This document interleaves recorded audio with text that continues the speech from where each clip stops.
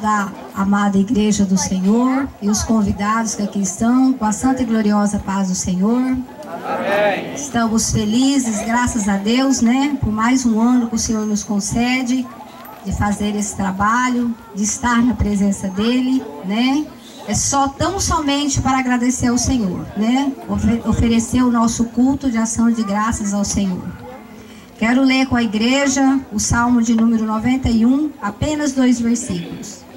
Aquele que habita o esconderijo do Altíssimo e a sombra do Onipotente descansará. Direi do Senhor, Ele é o meu Deus, o meu refúgio, a minha fortaleza, e nele confiarei. Direi do Senhor que Ele é tudo na nossa vida.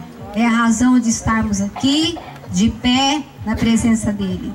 E passamos mais este ano debaixo da sombra do Onipotente. Não vamos falar de lutas, porque de todas elas o Senhor nos deu vitória. Graças a Deus, né?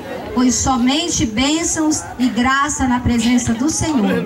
Por isso estamos felizes, graças a Deus, né? Juntamente com a igreja. E assim eu agradeço essa rica oportunidade em nome de Jesus.